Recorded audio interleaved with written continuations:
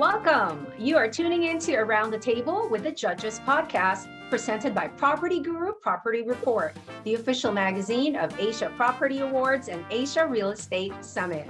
In this special series, you will meet the highly respected independent panel of judges across our 14 awards markets in 12 countries.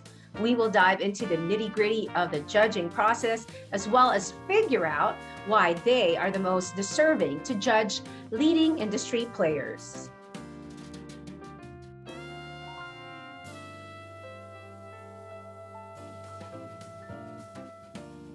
Hello, everyone. My name is Tina Ryan, and thank you once again for joining us on another episode of our Judges podcast.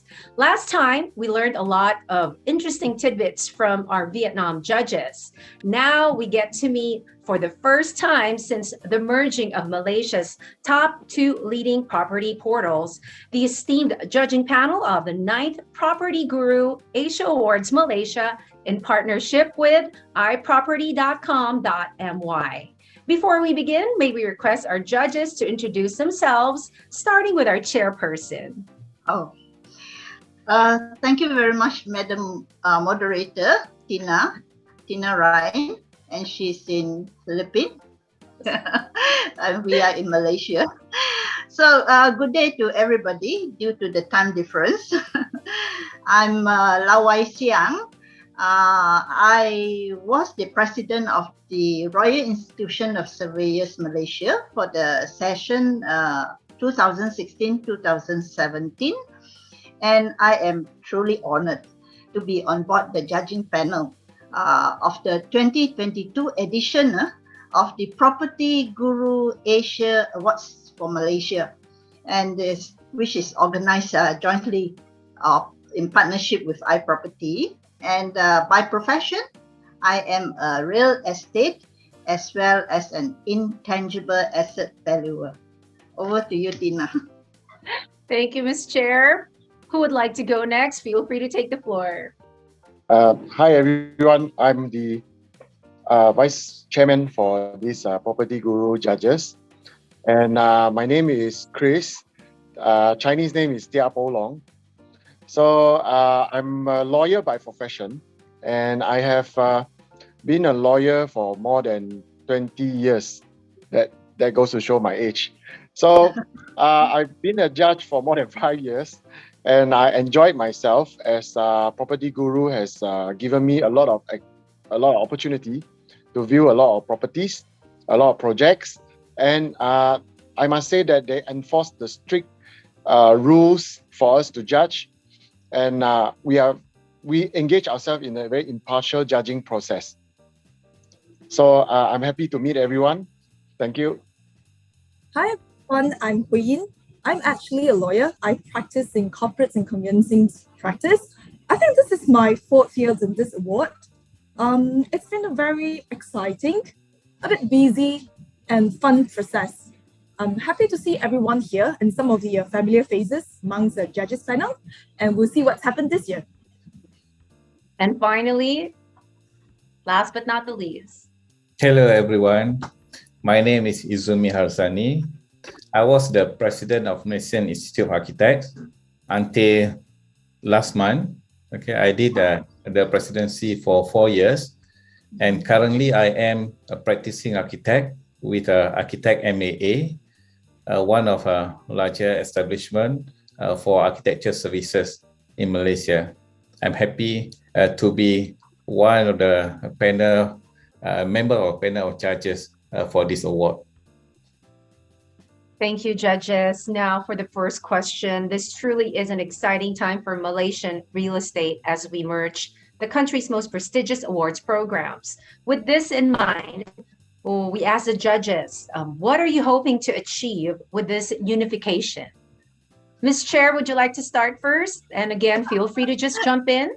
So, in all unification, one thing that first come to my mind is the 100 categories. So I am actually very worried about the judges delivering their judgment. But for the participants, it's really great. It means that the developers have a broader opportunity to showcase their products. And of course, it also benefits the general public because they will, in the process, be exposed to more products that will enhance their knowledge on their intended purchases. So it's actually very good all round for the developers as well as the intended purchasers. Thank you, Ms. Chair. Who would like to go next with that? What again, the question is, what are we hoping to achieve with this unification? I think if I can add, I think this unification will provide wider base in terms of participations from the industry. So as judges, I'm eager to see more interesting submissions that we will select the best among the top real property players and property development around the country. So this year, I hope that there will be a lot more submission so that we can choose the best among the top players. I believe this unification will invite more ideas and more innovation into our property market. And a lot of developers can learn from each other and get new ideas. And this will further promote our property in Malaysia, as well as I think all the participants will be more competitive and we will get better product. So I think that's a very good process. And I hope that this judging will bring more better entry and innovation into the property market. Thank you, Sir Chris. Now, I'm sure we will have plenty of surprises come the awards season. Now, before we proceed to discuss the process, can you please explain in layman's terms, what is it you do exactly as a judge? As a judge, we first of all go through the background of the developers and their experiences and their past record. And then we will zoom in later to the property project that they submitted for the judging. And we will go through every detail from the unit itself, from the property, from the layout, and from the build quality and their price point and the target market. So we will come from a lot of perspective on the judging. And sometimes the judges may not agree eye to eye, but in the end, we will still come to a conclusion. I think the judging process is very meticulous, but I believe our panel are well equipped and we will do a good job with it. Thank you. Ms. Tan? Well, in layman terms, what we do as judges is basically seeing a lot of buildings and projects and houses, of course. Well, while seeing that, it's not simply just see that. We are given a set of guidelines and scorecards so that we can actually judge all the houses, projects, buildings in a very standard way. So this is basically what we do as judges. Anybody else would like to add to that, Ms. Chair? Architect? Yeah, I would like to add a bit. I really agree with Chris as well as Hui. There will be lots of projects that will be coming in. So there's really actually great competitions. And then, of course, there is the criteria provided by the organizer so that we are more objective. But of paramount importance is that a judge should be neutral or unbiased in their assessment of each project. Thank you. I think if I can add, okay. Of course, we have to evaluate development based on the submission of each criteria, but sometimes the submission probably has a special feature. From my past experience in judging for the award submission, it's very interesting. Sometimes you can also observe the trend in the development. Sometimes you may not put it as a criteria, but if any development or project submitted show outstanding special feature, or that the one that we probably believe that is going to be a future trend in the property development, then usually we should also consider that probably just to give some bonus mark or whatever. So I would like to say that for developers or the designer who want to participate in this award, not to be too restrictive to the judging criteria. If you have any special feature, why not just share it with us? Thank you. Now that the two awards have become one, we have 17 judges on the panel, which means a lot of different perspectives and insights. So what are the challenges that you foresee during the judging process? Well, you will be surprised to see that everyone's had the ability to be lawyers during the final judging process, because the debate actually take a very long time. Just like what Chris mentions in the beginning, sometimes during the debates, we can't see judges eye to eye. Everyone's have different idea. Everyone have different opinion and views. I think the more challenging part is to come out with the scenes, answer and opinion towards certain award, because we do have our different preferences and opinion. So yeah, to me, the more challenging part is to deliver the final decisions. Yeah. I totally agree with Ms. Tan. Yeah. I mean, of course, being professionals and 17 of us, and well, not all 17 are from different backgrounds, because there are groupings. It's not camp that I'm talking about, but most of us are from different professional backgrounds, so it cannot be denied that there'll be cross-fertilization of opinions. However, being professionals, each will weigh and respect the opinions of their fellow professionals. And I personally do not see that there will be very big hurdle in the judging process. Yeah, Dato' Lau, I totally agree with you. In fact, I look at the judging process with various background of judges actually give wider perspective on the discussion and deliberation during the judging process that we actually can learn from each other. Sometimes if we are confined within just certain profession to be judged, then your vision probably will be very narrow. But with all sort of background of judges, it gives a wider perspective, different views, and then the learning process among the judges also can be very interesting through the evaluation of the submitted work. Yeah, true. I truly agree with Dato' Izumi too. Now, to give our audience a bit of insight, our judges devote their time and expertise for free on top of their already busy schedules. So we wonder, what is it that makes this role worthwhile to you? Okay, let me start. I mean, to all the parties along the whole process, that is from the developers, the participants, until the judges having coming up with a conclusion, it is actually really a process of learning. Yeah. So the whole learning journey actually will enhance everybody's skills and knowledge. It's like Dato' Izumi said earlier on. Everyone actually will benefit along the whole process. There's a lot of learning of the skills and also the knowledge. And to me, that is what is really meaningful and worthwhile. Yeah, I agree with that too.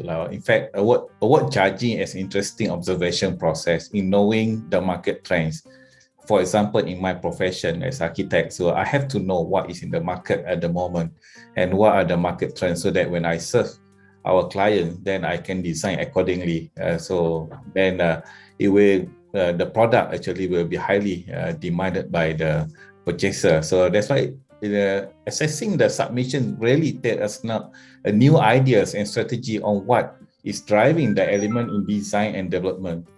It is also our contribution actually.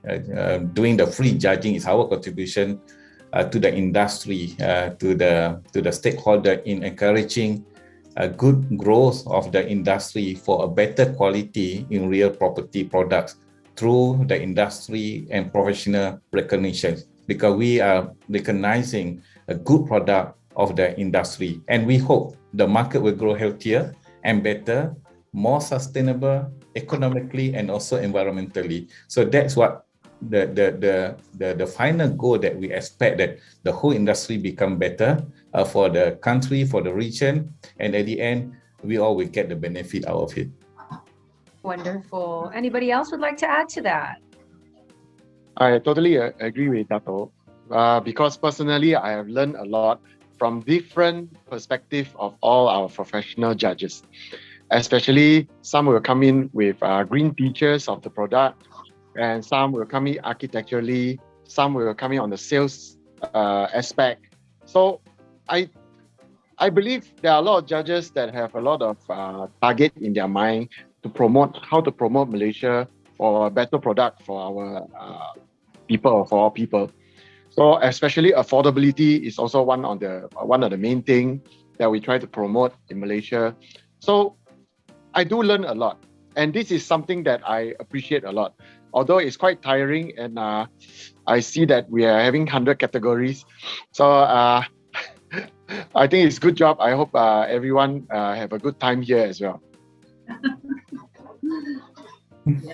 Okay, so this year we introduced 100 categories, 100. We also noticed some smart categories, which puts focus on technology. Are we seeing an increase in prop tech applications in Malaysian homes and buildings nowadays? You're talking about increase in terms of technology application. Yes, of course. I think the most amazing features that now the developer has adopted is that especially in the strata development. In strata development, where actually they use the application in terms of managing the strata, the resident, the community. So the application that can be downloaded by the resident becomes like a virtual community hub.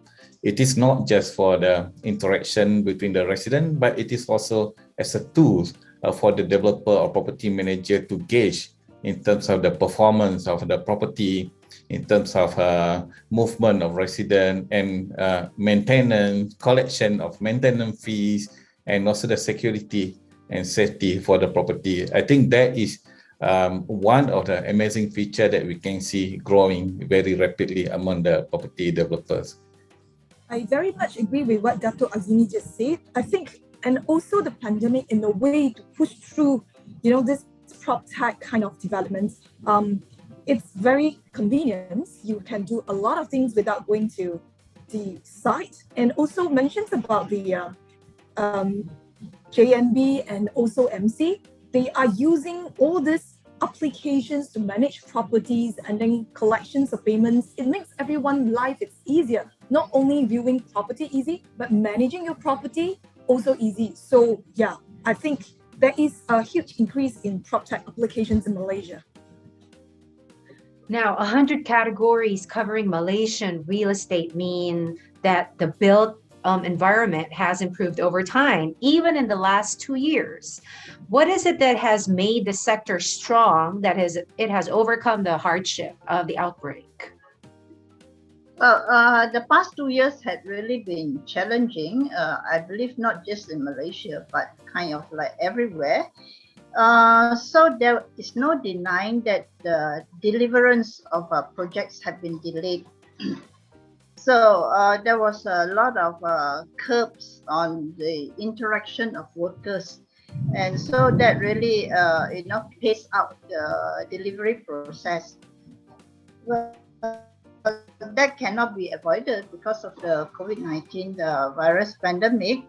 However, I am very happy to say that Malaysians on the whole, I think we have great trust in the government as well. We still believe that the real estate investment is a sound and prudent investment. Of course, there are also other investments, but the real estate still stands strong in that sense. Thank you. I think for the last 2 years during the pandemic, with the situation, very challenging situation, I think many developers, even the others who are in the supply chain, including the contractors, they are in the hibernation mode. So they are hibernating. Then I think that was a good time for them to relook at themselves, how to improve the product, how to come back stronger. And I think with the support from the government, for example, like the home ownership campaign during the pandemic, I think a lot of property has been taken up. So it's time for the industry players to replenish the market with more properties and better properties, so that I think that we can see there will be a blooming market after this, that there will be more players will start to come back to the industry and to introduce more interesting products. I would agree with Dato' Lau that actually Malaysians, they have strong confidence in our real estate, and Malaysians like to buy houses. I think that's a fact that a lot of Malaysians like to invest in real estate. And I also agree with Dato' Azumi, because the fact that the government has given a lot of incentives, especially savings with stamp duties, okay, has pushed the real estate and make it resilient against this COVID period. As well as developers, they produce these houses on a subsistence level. That means most of them are doing affordable housing, not that high end. But now I think when the market has come back, it's already back, I think we should be able to see more innovative product and developers coming out with better product and innovative and newer products to this market. Thank you. In what ways does the awards program support the growth and evolution of the local real estate sector? I believe that it is important for us to recognize, the good work by our society or by the industry. So this is in one way actually will motivate people or the industry player to go for a better product and keep on improving their products. So the way I see it, it is very important for the industry and also the industry players, for example, like this award, to recognize the best player, the top player, so that will motivate other people as well and attract other people as well to keep on doing good things for the industry and for the nation. So, and I believe that in future, if everybody start to understand that, then it will give a distinction between somebody who are at the top and who are just pure money making without any care about the quality of product. So I think we need to have a balance. It's not everybody doing business want to make money, but most important is that to produce a good quality of product, especially in real estate and real property. Feel free to add into that, Sir Chris, Ms. Tan, Ms. Chair. Okay. Well, through my several years of judging, I noticed that the participants actually they have moved, or maybe I would say improved in their own delivery system in terms of quality, sustainability, and lifestyles. So we have certifications such as QLASIC, to benchmark the quality of finishes, which many developers have also subscribed to, and also the green certifications on sustainability. And then the dual key projects are also becoming quite popular, which is actually a promotion of multi-generational living, as well as a flexible form of investment.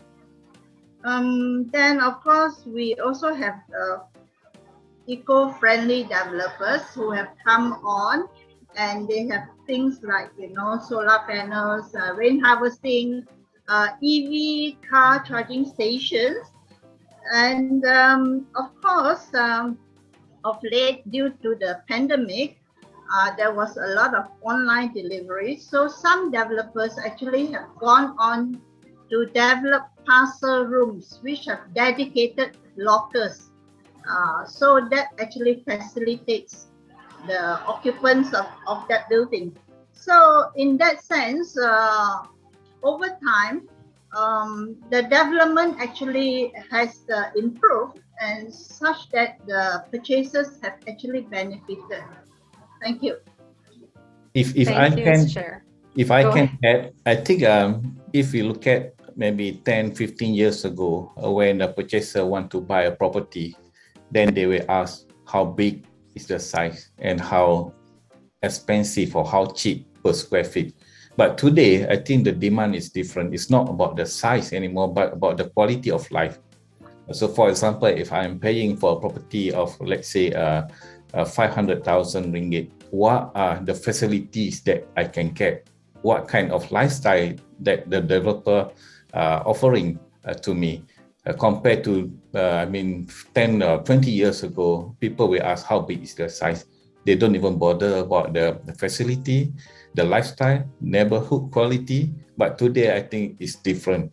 So where actually people start to have more awareness on life and work balance and better quality of life. Okay, I think the awards program have benefited especially to the developers who are doing a township development, because every time when it comes to the township award, it's the most exciting one, because if of course the developer are developing it in phases. So sometimes there are different phases that come into our judging process. So the developers learn a lot about what is the more wholesome development to cater to our people, to the Malaysian general. So at the end of the day, they will produce a product that have lifestyle, have facility, and all that. So I think this is the awards have given them a very good platform to be able to compare and also learn from other developers how to have a better product to cater to their purchasers. So I believe the award has benefited a lot of township developers, and they have learned a lot from all this. Thank you. I think the award not just only create awareness amongst the purchaser, but also amongst the developers, because they give the opportunity to see how their competitor do, how well the other competitor do. And by creating all this awareness, I think our developers and also our purchaser will be more matured. We are creating a more matured real estate scene. I think this is greatly benefit to everyone else. Now we're down to our two questions. What are your favorite categories this year, and why do they matter in the industry? So I think we have a category for affordable housing, which is, I like that. It's because that greatly promotes as everyone's able to own a house, which is Malaysian people like to own properties anyway. So that encourage everyone able to buy the house within their affordability. Okay, to me, I think the best category, my favorite category, is the best eco-friendly high-rise development. People may ask why high-rise. I think looking at urbanization of our country, even everywhere in the world, that more people start to come into the cities, there will be more urban migration to the cities, so that there will be scarcity of land. So vertical development, high-rise development is very important. So for best eco-friendly high-rise development, it is very important for us to give more awareness about urban living, vertical cities, where actually social, economic sustainability is very important. And of course, on top of that, by the name also eco-friendly, definitely environmental sustainability is very, very important. So that's my favorite category. Chris, Ms. Chair? My favorite category is definitely the township category. Township developer is usually the most debated category among judges, because everyone has their own angle of looking at the township. Definitely, it matters to the industry, because a lot of developers will want to come out with affordable and also lifestyle products. So they will come out with innovative ways to reduce the cost and also bring a better product to the people. So I believe this year with 100 categories, I look forward to view all the categories, and especially the township category. Thank you. Oh, I would say I can't really say I mean, I personally like landed properties, but due to the scarcity of land, like Dato' Izumi said, I can't agree less that you have to go up. Stratified has to be the style, especially in urbanized areas. So those are also the projects that are really like submitted earnestly for competitions. The more rural projects are not coming in, so we don't see a lot of landed properties coming in. So high rise may be my favorite as far as the competition is concerned, and that is where I also see a lot of improvements in the delivery system of the developers, which actually benefit the purchasers. Thank you.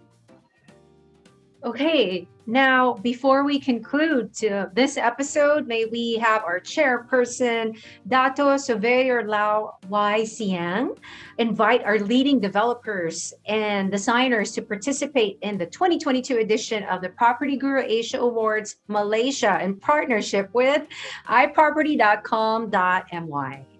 To all developers and designers, I sincerely welcome you on board the 2022 edition of the PropertyGuru Asia Awards Malaysia, jointly organized with iProperty. And I sincerely believe you will put your best foot forward in the participation in whatever categories that you are on. And the participation process is actually the way forward for your own improvements. And I would like to wish may the best project wins. Thank you. Thank you so much. Now, for more information about our awards program, please visit asiapropertyawards.com. Special shout outs to our sponsors and partners this year. Gold sponsor Kohler, official portal partners PropertyGuru.com.my and iProperty.com.my. Official venue, the Majestic Hotel, Kuala Lumpur. Official cable TV partner, History Channel. Official magazine, Property Guru Property Report. Official ESG partner, Bond Deck Foundation. People's Choice Awards, official voting partner, PwC Malaysia, and official supervisor, HLB. Once again, our deepest gratitude to our independent panel of judges for dedicating your time and expertise to our awards program. There you have it, the distinguished judging panel of the 9th PropertyGuru Asia Awards Malaysia in partnership with iProperty.com.my. Thank you for joining us today, and we'll see you in the next episode.